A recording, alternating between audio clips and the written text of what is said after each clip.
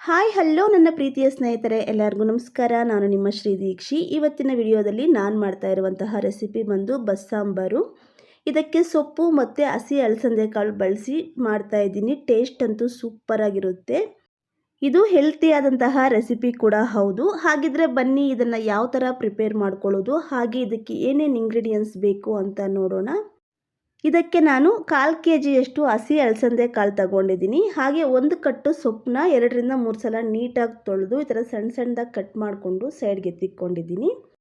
ಹಾಗೆ ಸಣ್ಣಗೆ ಹಚ್ಚಿಟ್ಕೊಂಡಿರುವಂತಹ 2 ಈರುಳ್ಳಿ, 10 ರಿಂದ 12 ಬೆಳ್ಳುಳ್ಳಿ ಎಸಳು, ಅರ್ಧ ಹಿಡಿಯಷ್ಟು ಕೊತ್ತಂಬರಿ ಸೊಪ್ಪು, 3 table spoon cooking oil, 1/4 tea spoon ಸಾಸಿವೆ, 1/4 ಟೀ ಸ್ಪೂನ್ ಜೀರಿಗೆ, ಸ್ವಲ್ಪ ಕರಿಬೇವು ಸೊಪ್ಪು, ರುಚಿಗೆ ತಕ್ಕಷ್ಟು ಸಾಲ್ಟು, ಅರ್ಧ ಲೆಮನ್ ಗಾತ್ರದಷ್ಟು ಹುಣಸೆ ಹಣ್ಣು, 2 ಟೊಮೆಟೊ, 4 ಒಣಮೆಣಸಿನಕಾಯಿ, ಅರ್ಧ ಟೇಬಲ್ ಸ್ಪೂನ್ ಒಣಕೊಬ್ಬರಿ ಪುಡಿ, 1 ಟೇಬಲ್ ಸ್ಪೂನ್ ಸಾಂಬಾರ್ ಪುಡಿ, ಅರ್ಧ ಟೇಬಲ್ ಸ್ಪೂನ್ ಇಷ್ಟು ಇಂಗ್ರೀಡಿಯೆಂಟ್ಸ್ ತಗೊಂಡಿದ್ದೀನಿ. ಇವಾಗ ಯಾವ ಥರ ಪ್ರಿಪೇರ್ ಮಾಡ್ಕೊಳ್ಳೋದು ಅಂತ ನೋಡೋಣ. ಸ್ಟವ್ ಆನ್ ಮಾಡಿಕೊಂಡು ಒಂದು ಪಾತ್ರೆ ಇಟ್ಕೊಂಡು ಅಲಸಂದೆ ಕಾಳು ಹಾಗೂ ಸೊಪ್ಪು ಬಾಯ್ಲ್ಡ್ ಆಗುವಷ್ಟು ವಾಟರ್ ಸೇರಿಸ್ಕೊಂಡು ವಾಟರ್ ಚೆನ್ನಾಗಿ ಬಿಸಿ ಆದಾಗ ಅಲಸಂದೆ ಕಾಳು, ಹಚ್ಚಿಟ್ಕೊಂಡಿರುವಂತಹ ಸೊಪ್ಪು ಹಾಗೆ ಟೊಮೆಟೊ ಸೇರಿಸ್ಕೊಳ್ಳೋಣ. ಇದನ್ನು ಕುಕ್ಕರಲ್ಲಿ ಸಮೇತ ಬಾಯ್ಲ್ಡ್ ಮಾಡ್ಕೋಬೋದು. ಆದರೆ ಸೊಪ್ಪು ಒಂದು ವಿಸಿಲ್ಗೆಲ್ಲ ಸಾಫ್ಟಾಗಿ ಬಾಯ್ಲ್ಡ್ ಆಗೋಗುತ್ತೆ. ಆವಾಗ ಪಲ್ಯ ಅಷ್ಟೊಂದು ಚೆನ್ನಾಗಿರಲ್ಲ.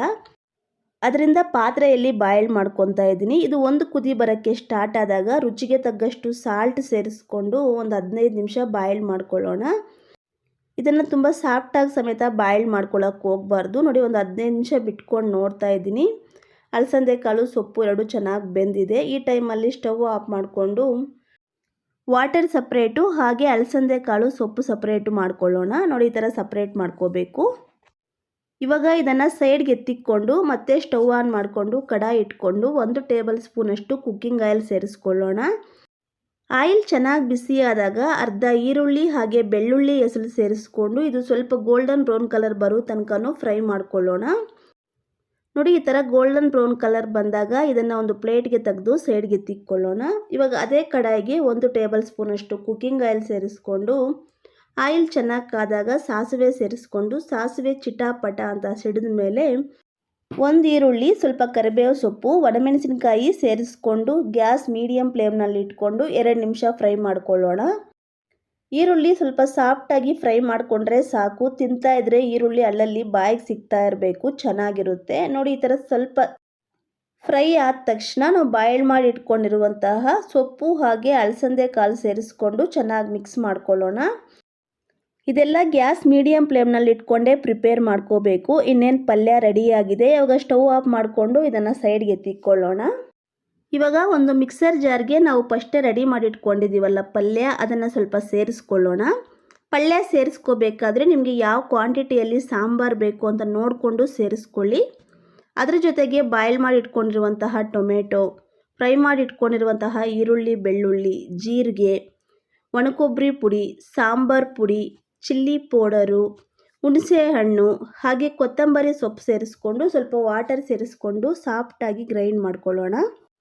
ಇದಕ್ಕೆ ವಾಟರ್ ಸೇರಿಸ್ಕೋಬೇಕಾದ್ರೆ ಅಲಸಂದೆ ಕಾಳು ಹಾಗೆ ಸೊಪ್ಪು ಬಾಯ್ಲ್ಡ್ ಮಾಡಿಕೊಂಡು ಸಪ್ರೇಟ್ ಮಾಡ್ಕೊಂಡಿದ್ದೀವಲ್ಲ ಅದೇ ವಾಟರ್ನ ಸೇರಿಸ್ಕೊಂಡು ಈ ಥರ ಸಾಫ್ಟಾಗಿ ಗ್ರೈಂಡ್ ಮಾಡಿಕೊಂಡು ಪಾತ್ರೆಗೆ ತಗೊಳ್ಳೋಣ. ನಾವು ಬಾಯ್ಲ್ ಮಾಡಿಕೊಂಡು ಸಪ್ರೇಟ್ ಮಾಡಿ ಇಟ್ಕೊಂಡಿರುವಂತಹ ವಾಟರ್ನ ಮಿಕ್ಸರ್ ಜಾರ್ಗೆ ಸೇರಿಸ್ಕೊಂಡು ಜಾರ್ ತೊಳೆದಿರುವಂತಹ ವಾಟರ್ ಸಮೇತ ಇದಕ್ಕೆ ಸೇರಿಸ್ಕೊಂಡು ಮಿಕ್ಸ್ ಮಾಡಿಕೊಳ್ಳೋಣ. ನೋಡಿ, ಸಾಂಬಾರು ತುಂಬ ತಿಕ್ಕಾಗಿದೆ. ಅದರಿಂದ ಇವಾಗ ವಾಟರ್ ಎಷ್ಟು ಬೇಕು ನೋಡಿಕೊಂಡು ಸೇರಿಸ್ಕೊಂಡು ಮಿಕ್ಸ್ ಮಾಡಿಕೊಳ್ಳೋಣ. ಬಸ್ಸಾಂಬಾರು ತುಂಬ ತಿಕ್ಕಾಗಿದ್ದರೂ ಚೆನ್ನಾಗಿರಲ್ಲ, ತುಂಬ ತಿನ್ನಾಗಿದ್ದರೂ ಚೆನ್ನಾಗಿರಲ್ಲ. ಅದರಿಂದ ವಾಟರ್ ಸೇರಿಸ್ಕೋಬೇಕಾದ್ರೆ ನೋಡಿಕೊಂಡು ಸೇರಿಸ್ಕೋಬೇಕು. ನೋಡಿ, ಸಾಂಬಾರು ಈ ಕನ್ಸಿಸ್ಟೆನ್ಸಿಯಲ್ಲಿರಬೇಕು, ಚೆನ್ನಾಗಿರುತ್ತೆ. ಇವಾಗ ಸ್ವಲ್ಪ ಸಾಲ್ಟ್ ಸೇರಿಸ್ಕೊಳ್ಳೋಣ.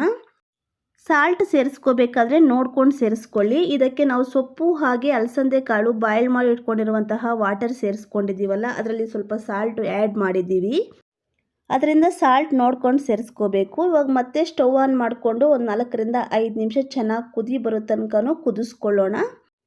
ಸಾಂಬಾರು ಒಂದು 5 ನಿಮಿಷ ಕುದಿಸ್ಕೊಂಡ್ರೆ ಸಾಕು, ಗೊಮ್ಮಂತ ಸ್ಮೆಲ್ ಬರುತ್ತೆ. ಆ ಟೈಮಲ್ಲಿ ಇದನ್ನು ಸೈಡ್ಗೆ ಎತ್ತಿಕೊಂಡು ಇದಕ್ಕೆ ಒಗ್ಗರಣೆ ಹಾಕ್ಕೊಳ್ಳೋಣ.